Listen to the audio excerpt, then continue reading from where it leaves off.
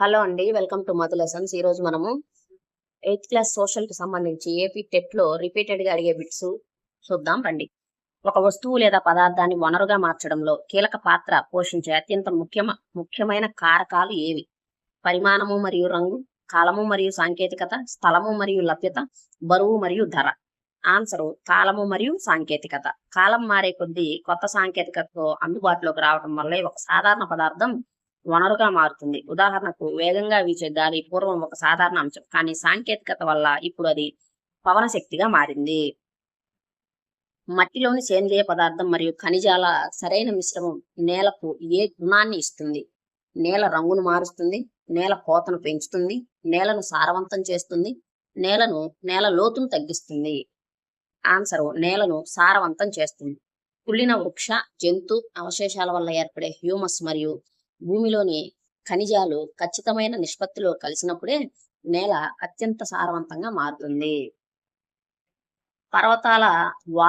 పర్వత ప్రాంతాలలో వర్షపు నీరు వేగంగా కిందకు ప్రవహించి పైమట్టి కొట్టుకుపోకుండా నిరోధించడానికి నిటారుగా ఉండే వాలుపై వెడల్పైన ఫ్లాట్ మెట్లు వంటి నిర్మాణాలను చేసి వ్యవసాయం చేయడాన్ని ఏమంటారు? Contour flowing, strip cropping, terrace farming, mulching. Answer comment చేయండి. Contour flowing, strip cropping, terrace farming, mulching. Answer terrace farming, సోపాన వ్యవసాయం. కొండవాలును మెట్లలా మలచడం వల్ల నీటి ప్రవాహ వేగం తగ్గి నేల కోత ఆగుతుంది. పర్వత ప్రాంతాల్లో మట్టిని కాపాడటానికి ఇది అత్యంత శాస్త్రీయమైన పద్ధతి. మొక్కల మధ్య ఉన్న ఖాళీ భూమిపై గడ్డి లేదా ఎండుటాకులతో కూడిన ఒక పొరను కప్పడాన్ని మల్చింగ్ అంటారు. దీని ప్రధాన ఉద్దేశం ఏమిటి? చూడండి, మల్చింగ్ యొక్క ప్రధాన ఉద్దేశం ఏమిటి? నేలలో తేమను నిలిపి ఉంచడం, కలుపు మొక్కలను పూర్తిగా నాశనం చేయడం, నేల ఉష్ణోగ్రతను పెంచడం, పంటను త్వరగా పక్వానికి తేవడం. ఆన్సరు నేలలో తేమను నిలిపి ఉంచడం. మల్చింగ్ చేయటం వల్ల సూర్యరశ్మి నేరుగా మట్టిపై పడదు. దీనివల్ల మట్టిలోని తేమ ఆవిరి కాకుండా ఎక్కువ కాలం నిల్వ ఉంటుంది. కొండవాలుకు సమాంతరంగా దున్నటం ద్వారా నీరు కొండవాలు గుండా నేరుగా కిందకు ప్రవహించడాన్ని, సహజమైన అడ్డంకిని సృష్టించే పద్ధతిని ఏమంటారు? కొండవాలకు సమాంతరంగా దున్నటం ద్వారా నీరు కొండవాలు గుండా నేరుగా కిందకు ప్రవహించకుండా సహజమైన అడ్డంకిని సృష్టించే పద్ధతిని ఏమంటారు? Contour barriers, contour flowing, shelter belts, rack dams. Answer comment చేయండి. ఆన్సర్ వచ్చేసి కాంటూర్ ఫ్లోయింగ్ అంటే సమతల రేఖ దున్నకం. వాలుకు అడ్డంగా సమాంతర రేఖల వెంబడి దున్నటం వల్ల నీటి ప్రవాహానికి అడ్డుకట్ట పడుతుంది. దీనిని సమతల రేఖ దున్నకం అంటారు. రాగికి ప్రపంచంలోనే ప్రసిద్ధి చెందిన చుక్వికామాట గనులు ఏ దేశంలో ఉన్నాయి? Brazil, Chile, Peru, Bolivia. Answer comment చేయండి. ఆన్సర్ వచ్చేసి చిలీ. దక్షిణ అమెరికాలోని చిలీ దేశం ప్రపంచంలోనే అత్యధిక రాగిని ఉత్పత్తి చేస్తుంది. ఇక్కడ చుక్వికామట గనులు ఆండీస్ పర్వత ప్రాంతంలో ఉన్నాయి. ఖనిజాలు చాలా లోతైన పొరలలో ఉన్నప్పుడు వాటిని వెలికి తీయడానికి నిలువుగా ఉండే లోతైన బావులు లేదా సొరంగాల వంటి నిర్మాణాలను తవ్వే పద్ధతిని ఏమంటారు? Open cast mining, shaft mining, drilling, quarrying. Answer comment చేయండి. Answer short mining, shaft mining.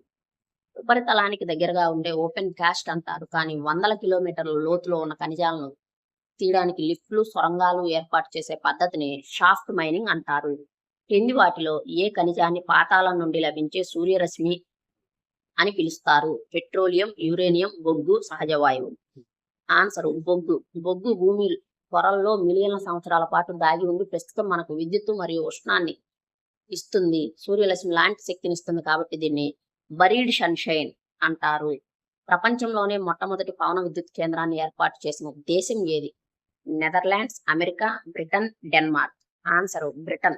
పవన శక్తిని వాణిజ్యపరంగా పెద్ద ఎత్తున వినియోగించుకోవడానికి బ్రిటన్ ప్రపంచంలోనే మొదటి విండ్ ఫామ్ నిర్మించింది. ప్రస్తుతం డెన్మార్క్ పవన శక్తి వాడకంలో ముందుంది. క్రింది వాటిలో ఏ పంటను ఓర్సే గ్రెయిన్స్ లేదా తృణధాన్యాలు అని కూడా పిలుస్తారు? వరి, గోధుమ, మిల్లెట్స్, జొన్నలు, సజ్జలు, రాగులు, పత్తి మరియు జనపనార, తేయాకు మరియు కాఫీ. ఆన్సరు మిల్లెట్స్, జొన్నలు, సజ్జలు, రాగులు. మిల్లెట్స్ తక్కువ సారవంతమైన ఇసుక నేలల్లో కూడా పండుతాయి. వీటికి తక్కువ వర్షపాతం అవసరం. వీటిని తృణధాన్యాలు లేదా చిరుధాన్యాలు అంటారు. వ్యవసాయ రకాల్లో ఒకటైన విస్తృత వాణిజ్య ధాన్యాల వ్యవసాయం ప్రధానంగా ప్రపంచంలో ఏ ప్రాంతంలో కనిపిస్తుంది? ఉష్ణమండల దట్టమైన అడవులు, సమశీతోష్ణ మైదానాలు, ఋతుపవన ఆసియా దేశాలు, ఎడారి తీర ప్రాంతాలు. ఆన్సరు సమశీతోష్ణ మైదానాలు. ఉత్తర అమెరికాలోని ప్రైరీలు, ఐరోపా ఆసియాలోని స్టెప్పీలు, అర్జెంటీనాలోని పంపాస్ వంటి సమశీతోష్ణ గడ్డి భూముల్లో వందల ఎకరాల విస్తీర్ణంలో యంత్రాల సాయంతో ఈ వ్యవసాయం చేస్తారు. క్రింది వాటిలో ఏ పంట సాగుకు సుమారు 150 నుండి 250 సెంటీమీటర్ల భారీ వర్షపాతము, కొండవాళ్ళు మరియు నీరు నిల్వ ఉండని నేలలు అవసరము? వరి, తేయాకు, చెరకు, జనపనార. ఆన్సరు తేయాకు. తేయాకు మొక్క వేర్ల వద్ద నీరు నిల్వ ఉంటే మొక్క కుళ్ళిపోతుంది. అందుకే నిరంతరం వర్షం పడుతూ ఆ నీరు కొండవాళ్ళల గుండా కిందకి జారిపోయే ప్రాంతాలంటే అస్సాము, డార్జిలింగ్ కొండలు దీనికి అనుకూలము. నూలు వస్త్ర పరిశ్రమలో ఉపయోగించే ముడి పదార్థాల ఆధారంగా క్రింది వాటిలో ఏది సహజ నూలు కిందకి రాదు? పత్తి, పట్టు, నైలాన్, ఉన్ని. Answer nylon. పత్తి, పట్టు, ఉన్ని, జనపనార ప్రకృతి సిద్ధంగా లభించే సహజ నూళ్లు. నైలాన్, రేయాన్, పాలిస్టార్ వంటివి రసాయనాలతో తయారు చేసే కృత్రిమ నూళ్లు. పారిశ్రామికీకరణలో భాగంగా పరిశ్రమలు ఒకే చోట కేంద్రీకృతం అవడాన్ని ఏమంటారు? పారిశ్రామిక విప్లవం, పారిశ్రామిక క్లస్టర్ ప్రాంతం, పారిశ్రామిక మార్కెట్, పారిశ్రామిక నష్టం. ఆన్సరు పారిశ్రామిక క్లస్టర్ లేదా ప్రాంతం అంటారు. అనేక పరిశ్రమలు ఒకదానితో ఒకటి దగ్గరగా ఉండి పరస్పరం వనరులు పంచుకునే ప్రాంతాలను పారిశ్రామిక ప్రాంతాలు అంటారు. పిట్స్బర్గ్ నగరం అమెరికాలోని ఏ పరిశ్రమకు ప్రసిద్ధి చెందినది? సమాచార సాంకేతికత, ఇనుము మరియు ఉక్కు పరిశ్రమ, నూలు వస్త్ర పరిశ్రమ, విమానాల తయారీ పరిశ్రమ. ఆన్సరు ఇనుము మరియు ఉక్కు పరిశ్రమ. అమెరికాలోని పిట్స్బర్గ్ ను ప్రపంచ ఉక్కు రాజధాని అని పిలిచేవారు. ఇక్కడ ఇనుము నిల్వలు, రవాణా సౌకర్యాలు ఈ పరిశ్రమకు బాగా తోడ్పడ్డాయి. ఒక దేశ జనాభా పరిమాణం మారటానికి కారణమయ్యే 3 ప్రధాన సహజ కారణాలు ఏవి? విద్య, వైద్యం, ఉపాధి, జననాలు, మరణాలు, వలసలు, వాతావరణం, మతం, భాష, భూమి, నీరు, గాలి. సహజ కారణాలు ఏంటంటే జననాలు, మరణాలు మరియు వలసలు. జనాభా పెరగటం లేదా తగ్గటం అనేది ఆ దేశంలో జరిగే జననాల, మరణాల మరియు అక్కడకు వచ్చే లేదా వెళ్లే వలసలపై మాత్రమే ఆధారపడి ఉంటుంది. ఒక దేశంలో జనన రేటు మరియు మరణ రేటు మధ్య ఉన్న వ్యత్యాసాన్ని ఏమంటారు? జనాభా సాంద్రత, సహజ వృద్ధి రేటు, వలస రేటు, లింగ నిష్పత్తి. ఆన్సరు సహజ వృద్ధి రేటు. వలసలను పక్కన పెడితే కేవలం జనన మరణాల ఆధారంగా జనాభాలో వచ్చే మార్పును సహజ వృద్ధి రేటు అంటారు. క్రింది వాటిలో ఏ దేశంలో జనాభా వృద్ధి రేటు చాలా ఎక్కువగా ఉంది? ఎందుకంటే అక్కడ జనన రేటుతో పాటు మరణ రేటు కూడా ఇటీవలే తగ్గడం ప్రారంభమైంది. Japan, United Kingdom, Kenya, New Zealand. Answer Kenya. వైద్య సదుపాయాల మెరుగుదల వల్ల కెన్యాలో మరణాల సంఖ్య తగ్గింది, కానీ జననాల సంఖ్య ఇంకా ఎక్కువగా ఉండటం వల్ల జనాభా వేగంగా పెరుగుతోంది. ప్రపంచంలోనే అత్యధిక నాణ్యత గల ఇనుప ఖనిజం నిల్వలు కలిగి ఉండి మైనింగ్ లో ముందున్న దక్షిణ అమెరికా దేశం ఏది? Argentina, Brazil, Venezuela, Peru. Answer Brazil. దక్షిణ అమెరికా ఖండంలోని బ్రెజిల్ అత్యుత్తమ నాణ్యత గల ఇనుప ఖనిజ నిల్వలకు ప్రసిద్ధి చెందింది. స్విట్జర్లాండ్ దేశంలో కింది ఏ వనరుల నిల్వలు అసలు లేవు? నీటి వనరులు, అటవీ వనరులు, ఖనిజ వనరులు, పర్యాటక వనరులు. ఆన్సరు ఖనిజ వనరులు. స్విట్జర్లాండ్ దేశంలో ఎటువంటి ప్రసిద్ధ ఖనిజ నిల్వలు లేవు. ఈ బిట్ చాలా సార్లు డిఎస్సీలో టెట్లో అడిగారు. పెట్రోలియం పొరలపైన లభించే ముడి చమురుకు పైకి తీసేటప్పుడు బయటకు వచ్చే వాయు ఇంధనం ఏది? బయోగ్యాస్, సహజ వాయువు, ఎల్పిజి, హైడ్రోజన్ గ్యాస్. ఆన్సరు సహజ వాయువు. చమురు బావుల పైభాగంలో సహజ వాయువు నిల్వ ఉంటుంది. పెట్రోలియం తీసేటప్పుడు ఇది మొదటగా విడుదలవుతుంది.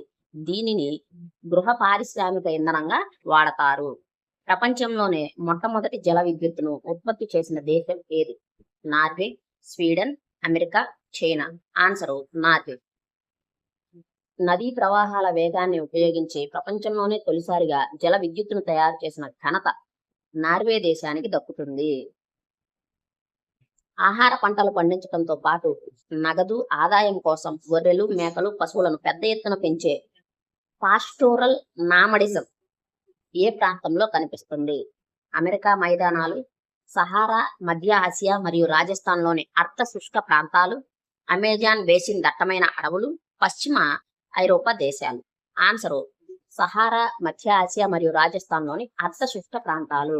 వర్షపాతం తక్కువగా ఉండే ఎడారి లేదా పొడి ప్రాంతాల్లో ప్రజలు గొర్రెలు, ఒంటెల మందలతో నీరు, గ్రాసం కోసం ఒక చోట నుండి మరొక చోటుకి వలస వెళ్తూ జీవిస్తారు. భారతదేశంలో కింది ఏ ప్రాంతానికి సమాచార సాంకేతికత హబ్ లేదా భారతీయ సిలికాన్ పీఠభూమి అని పిలుస్తారు? హైదరాబాద్, బెంగళూరు, పూణే, గూర్గావ్. ఆన్సర్ బెంగళూరు. కర్ణాటకలోని దక్కన్ పీఠభూమిపై ఉన్న బెంగళూరు నగరాన్ని భారతదేశ ఐటీ రాజధాని లేదా సిలికాన్ ప్లాట్యూ అంటారు. జనాభా పిరమిడ్ లో 15 సంవత్సరాల కంటే తక్కువ వయసు ఉన్న పిల్లలను ఏ భాగంలో చూపిస్తారు? పిరమిడ్ పై భాగంలో, పిరమిడ్ మధ్య భాగంలో, పిరమిడ్ అడుగు భాగంలో, కుడివైపున మాత్రమే. ఆన్సర్ పిరమిడ్ అడుగు భాగంలో.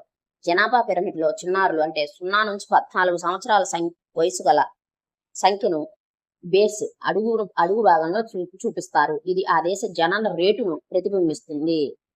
క్రింది వాటిలో ఏ పరిశ్రమను సముద్ర ఆధారిత పరిశ్రమ కిందకి చేర్చవచ్చు? మెరైన్ బేస్డ్ ఇండస్ట్రీ, కాగిత పరిశ్రమ, చేపల నూనె తయారీ పరిశ్రమ, సిమెంట్ పరిశ్రమ, టెక్స్టైల్ పరిశ్రమ. ఆన్సర్ చేపల నూనె తయారీ పరిశ్రమ, ఫిష్ ఆయిల్ మ్యానుఫ్యాక్చరింగ్. సముద్రాలు లేదా మహాసముద్రాల నుండి లభించే ముడి పదార్థాలను ఉపయోగించే పరిశ్రమలను సముద్ర ఆధారిత పరిశ్రమలు అంటారు. జనాభా పంపిణీ ప్రభావితం చేసే సాంఘిక ఆర్థిక కారకాల్లో క్రింది వాటిలో దేనిని చేర్చవచ్చు?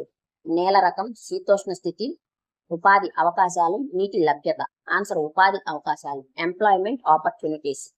నేల, శీతోష్ణ స్థితి, నీరు అనేవి భౌగోళిక కారకాలు. ఉపాధి, విద్య, పరిశ్రమలు అనేవి ఆర్థిక సామాజిక కారకాలు. ప్రపంచంలోనే అతిపెద్ద టైడల్ ఎనర్జీ స్టేషన్ ఎక్కడ ఉంది?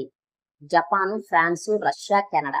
Answer France. ఫ్రాన్స్ దేశంలో ప్రపంచంలోనే మొట్టమొదటి మరియు అతిపెద్ద టైడల్ పవర్ ప్లాంట్ ను నిర్మించారు. గనులు తవ్విన తర్వాత ఏర్పడే పెద్ద గుంతలను పూడ్చకుండా వదిలివేయటం వల్ల కలిగే ప్రధాన పర్యావరణ నష్టం ఏమిటి? గాలి కాలుష్యం తగ్గటం, భూమి క్షీణత మరియు భూపాతాలు, భూగర్భ జలాలు పెరగటం, అడవులు పెరగటం. ఆన్సర్ భూమి క్షీణత మరియు భూపాతాలు. Land degradation. మైనింగ్ చేసిన ప్రాంతాలను అలాగే వదిలేస్తే భూమి కుంగిపోవటం, వర్షాలకు మట్టి కొట్టుకొని పోవటం వంటి తీవ్రమైన పర్యావరణ సమస్యలు వస్తాయి. సుస్థిర అభివృద్ధి సూత్రాలలో క్రింది వాటిలో ఏది భాగం కాదు?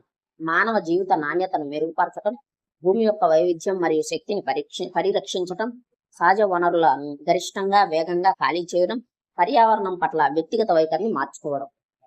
ఆన్సర్ సహజ వనరులను గరిష్టంగా వేగంగా ఖాళీ చేయడం అనేది కాదు. వనరులు వేగంగా ఖాళీ చేయడం అనేది సుస్థిర అభివృద్ధికి పూర్తిగా విరుద్ధం. వనరులను పొదుపుగా వాడుకుంటూ భవిష్యత్తు తరాలకు అందించడమే దీని అసలు లక్ష్యం. అమెరికాలోని గ్రేట్ లేక్స్ ప్రాంతం ఏ పరిశ్రమకు ప్రసిద్ధి చెందినది? అమెరికాలోని గ్రేట్ లేక్స్ ప్రాంతం ఏ పరిశ్రమకు ప్రసిద్ధి చెందినది? ఐటీ పరిశ్రమ, ఇనుము, ఉక్కు మరియు భారీ యంత్రాల పరిశ్రమ, వస్త్ర పరిశ్రమ, రసాయన ఎరువుల పరిశ్రమ. ఆన్సర్ ఇనుము, ఉక్కు మరియు భారీ యంత్రాల పరిశ్రమ. సుపీరియర్, హురాన్, మిచిగాన్, ఈరీ, అంటారియో అనే 5 సరస్సుల ప్రాంతంలో ఇనుప ఖనిజం నిల్వలు, చౌకైన జల రవాణా ఉండటం వల్ల ఇక్కడ ఇనుము, ఉక్కు పరిశ్రమలు భారీగా కేంద్రీకృతమయ్యాయి. భారతదేశంలో మొట్టమొదట విజయవంతమైన ఆధునిక నూలు వస్త్ర పరిశ్రమను ఎక్కడ స్థాపించారు? 1854లో. కలకత్తా, అహ్మదాబాదు, ముంబై, కాన్పూర్. ఆన్సర్ ముంబై. తేమతో కూడిన శీతోష్ణ స్థితి, యంత్రాల దిగుమతికి అనుకూలమైన రేవు, ముడిపత్తి లభ్యత ఉండటం వల్ల 1854లో ముంబైలో మొదటి విజయవంతమైన యాంత్రిక మిల్లును స్థాపించారు. ప్రపంచ జనాభా ఏ సంవత్సరంలో అత్యంత వేగంగా 6 బిలియన్ల మార్కును చేరుకుంది? 1950, 70, 1999, 1920. ఆన్సర్ 1999.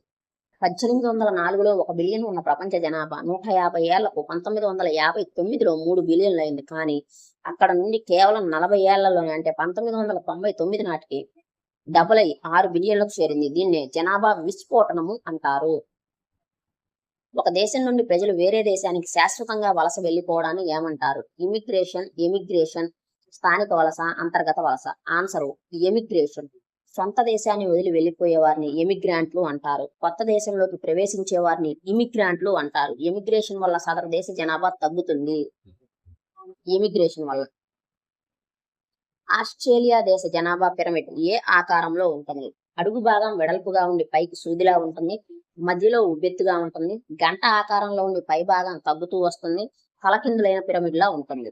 ఆన్సర్ గంట ఆకారంలో ఉండి పై భాగం తగ్గుతూ వస్తుంది. ఆస్ట్రేలియా వంటి అభివృద్ధి చెందిన దేశాలలో జనన రేట్లు మరణ రేట్లు స్థిరంగా తక్కువగా ఉండటం వల్ల పిరమిడ్ బేసు ఇరుగ్గా ఉండి గంట ఆకారంలో పైకి వెళ్తుంది.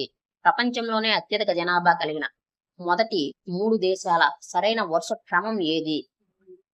చైనా, భారతదేశం, అమెరికా, భారతదేశం, చైనా, అమెరికా, భారతదేశం, America, China, China, America, Indonesia. Answer భారతదేశం, చైనా, అమెరికా. ఐక్యరాజ్య సమితి నివేదిక ప్రకారం చైనాను దాటి భారతదేశం ప్రపంచంలోనే అత్యధిక జనాభా కలిగిన మొదటి దేశంగా అవతరించింది. 3వ స్థానంలో అమెరికా ఉంది. క్రింది వాటిలో ఏ ఖనిజాన్ని పరిశ్రమల జనని అని పిలుస్తారు? బంగారము, బొగ్గు, ఇనుము, రాగి. ఆన్సర్ ఇనుము. సూది నుండి భారీ ఓడల వరకు అన్ని యంత్రాల తయారీకి ఇనుము పునాది. ఇనుము లేనిది ఏ ఇతర పరిశ్రమల మనుగడ సాగించలేవు. అందుకే దీన్ని మదర్ ఆఫ్ ఇండస్ట్రీస్ అని అంటారు. బ్లాక్ ఫారెస్ట్ పర్వతాలు జర్మనీ మరియు రైన్ లోయ ప్రాంతాలలో ఏ రకమైన పర్వతాలు కనిపిస్తాయి? ముడత పర్వతాలు, అవశిష్ట పర్వతాలు, పగులు లేదా ఖండ పర్వతాలు, అగ్ని పర్వతాలు. ఆన్సర్ పగులు లేదా ఖండ పర్వతాలు. భూపటలంలో ఏర్పడే పగుళ్ల వల్ల కొన్ని భాగాలు పైకి లేవటం, కొన్ని భాగాలు కిందకి కుంగిపోవటం ద్వారా బ్లాక్ పర్వతాలు ఏర్పడతాయి. రైన్ లోయ దీనికి ఉత్తమ ఉదాహరణ. ప్రపంచంలోనే అత్యధిక యురేనియం నిల్వలు కలిగి ఉండి ఎగుమతి చేస్తున్న దేశం ఏది? రష్యా, కజకిస్తాన్, దక్షిణాఫ్రికా, బ్రెజిల్. Answer Kazakhstan. అణుశక్తికి అత్యంత కీలకమైన యురేనియం ఉత్పత్తిలో కజకిస్తాన్ ప్రపంచంలోని మొదటి స్థానంలో ఉంది. నిల్వల పరంగా ఆస్ట్రేలియా కూడా ముందు వరుసలో ఉంటుంది. భారతదేశంలో అణుశక్తి ఉత్పాదనకు అవసరమైన థోరియం భారీగా నిల్వలు ఏ రాష్ట్ర తీర ఇసుకలో లభిస్తాయి? భారతదేశంలో థోరియం నిల్వలు ఏ రాష్ట్ర తీరంలో ఉన్న ఇసుకలో లభిస్తాయి? ఆంధ్రప్రదేశ్, ఒడిశా, కేరళ, గుజరాత్. ఆన్సర్ కేరళ తీరంలో దొరికే మోనజైట్ ఇసుక తిన్నెల్లో అత్యంత విలువైన థోరియం నిల్వలు భారీగా ఉన్నాయి. కింది ఏ వ్యవసాయ పద్ధతిని ట్రక్ ఫార్మింగ్ అని పిలుస్తారు? తోటల వ్యవసాయం, వాణిజ్య పండ్లు మరియు కూరగాయల సాగు, పోడు వ్యవసాయం, జీవనాధార వ్యవసాయం. ఆన్సర్ వాణిజ్య పండ్ల మరియు కూరగాయల సాగు. పట్టణ ప్రాంతాల్లో ప్రజల అవసరాల కోసం రాత్రికి రాత్రే ట్రక్కుల ద్వారా కూరగాయలు, పండ్లు మార్కెట్లకు తరలించేలా నగర శివార్లలో చేసే సాగును ట్రక్ ఫార్మింగ్ అంటారు. ప్రపంచంలోనే అత్యుత్తమ నాణ్యత గల నూలు వస్త్రాల ఉత్పత్తికి మరియు ఈజిప్షియన్ కాటన్ కు ప్రసిద్ధి చెందిన నైలు నది లోయ ఏ దేశంలో ఉంది?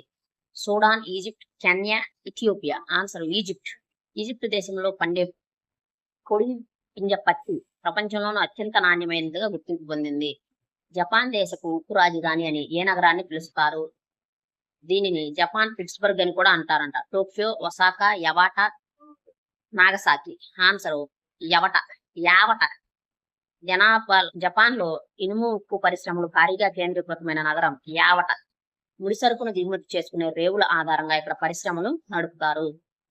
ఒక దేశ జనాభాలో 60 సంవత్సరాల కంటే ఎక్కువ వయసు ఉన్న వృద్ధుల శాతం పెరిగితే ఆ దేశ ఆర్థిక వ్యవస్థపై పడే ప్రభావం ఎలా ఉంటుంది? దేశ ఆదాయం విపరీతంగా పెరుగుతుంది. శ్రామిక శక్తి కొరత ఏర్పడి పెన్షన్లు, వైద్య ఖర్చులు పెరుగుతాయి. నిరుద్యోగ సమస్య పూర్తిగా తొలగిపోతుంది. వలసలు పూర్తిగా ఆగిపోతాయి. శ్రామిక శక్తికి కొరత ఏర్పడి పెన్షన్లు, వైద్య ఖర్చులు పెరుగుతాయి. వృద్ధులు ఆధారపడే జనాభా కిందకు వస్తారు. వారి సంఖ్య పెరిగితే పనిచేసే వారిపై భారం పెరిగి దేశ బడ్జెట్ ఎక్కువ అవుతుంది. ప్రస్తుతం జనాభా ఎదుర్కొంటుందంటే ఈ సమస్య. భారతదేశంలో మొట్టమొదటి సౌర మరియు పవన శక్తితో నడిచే సంయుక్త హైబ్రిడ్ పవర్ ప్లాంట్ ని ఎక్కడ ఏర్పాటు చేశారు? రాజస్థాన్, గుజరాత్, తమిళనాడు, ఆంధ్రప్రదేశ్. ఆన్సర్ రాజస్థాన్ లోని జైసల్మేర్. పగలు ఎండ, రాత్రి వేళల్లో ఈదురుగాలులు ఎక్కువగా ఉండే జైసల్మేర్ లో అదానీ గ్రీన్ ఎనర్జీ మొదటి విండ్ సోలార్ హైబ్రిడ్ ప్లాంట్ ను నెలకొల్పింది. ప్రపంచంలోనే అత్యంత లోతైన బంగారు గనులు అయిన పోలార్ గోల్డ్ ఫీల్డ్స్ భారతదేశంలో ఏ రాష్ట్రంలో ఉన్నాయి? ఆంధ్రప్రదేశ్, కర్ణాటక, తమిళనాడు, మహారాష్ట్ర. ఆన్సర్ కర్ణాటకలోని పోలార్ బంగారు గనులు ప్రపంచంలోనే అత్యంత లోతైన గనులలో ఒకటి. వీటి లోతు కారణంగా ఇక్కడ బంగారం తవ్వకం చాలా ఖరీదైన ప్రక్రియగా మారింది. సిలికాన్ వ్యాలీ అని పేరు కాలిఫోర్నియాలోని ఏ మూలకం ఆధారంగా వచ్చింది? అక్కడ ఆ మూలకాన్ని దేనికోసం వాడతారు? సిలికాన్ గాజు తయారీకి, సిలికాన్ కంప్యూటర్ చిప్స్ తయారీకి, సిలికాన్ సిమెంట్ తయారీకి, సిలికాన్ సోలార్ ప్యానెల్స్ కోసం మాత్రమే. ఆన్సర్ సిలికాన్ కంప్యూటర్ చిప్స్ తయారీకి. కంప్యూటర్లలో తయారీలో వాడే ఐస్ చిప్స్ ను సెమీ కండక్టర్లు అయిన సిలికాన్తో తయారు చేస్తారు. ఐటీ కంపెనీల హబ్ కావటం వల్ల ఆ ప్రాంతానికి సిలికాన్ వ్యాలీ అని పేరు వచ్చింది. క్రింది వాటిలో ఏ రకమైన అడవులను ప్రపంచపు పండ్ల తోటలు అని పిలుస్తారు? ఉష్ణమండల ఆకురాల్చే అడవులు, మధ్యధర పర్యావరణ అడవులు, కోనిఫెరస్ అడవులు, మడ అడవులు. ఆన్సర్ మధ్యధర పర్యావరణ అడవులు. మధ్యధర సముద్ర తీర ప్రాంతంలో వేసవి పొడిగా, శీతాకాలంలో వర్షాలు పడతాయి. ఇక్కడ నారింజ, ద్రాక్ష, నిమ్మ, ఆలివ్ వంటి సిట్రస్ పండ్లు భారీగా పండటం వల్ల వీటిని ప్రపంచ పండ్ల తోటలు అని అంటారు. భూమి ఉపరితలంపై ఉన్న నీరు ఆవిరి కాకుండా కాపాడటంలో మరియు భూగర్భ జలాలు రీఛార్జ్ అవ్వటంలో కింది ఏది సహజ రక్షణగా పనిచేస్తుంది?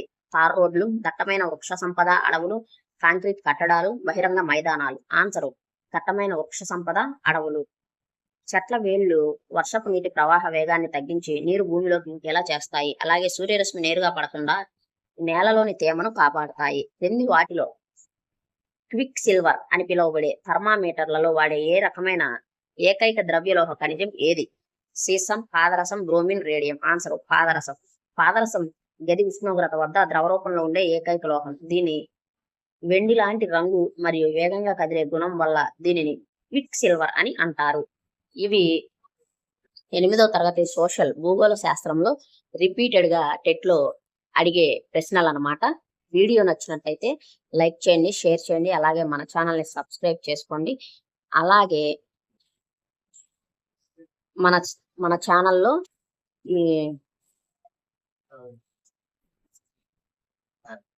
ఫ్లిప్కార్ట్ లో ఈ మధ్య కొత్తగా ఇచ్చిన ఫోన్ పవర్ బ్యాంక్ ఒకటి యాడ్ చేస్తున్నాను. మీకు కావాలంటే తీసుకోండి, లేకపోతే లేదు. వీడియో నచ్చినట్టయితే లైక్ చేయండి, షేర్ చేయండి, అలాగే మన ఛానల్ సబ్స్క్రైబ్ చేసుకోండి. Thank you for watching.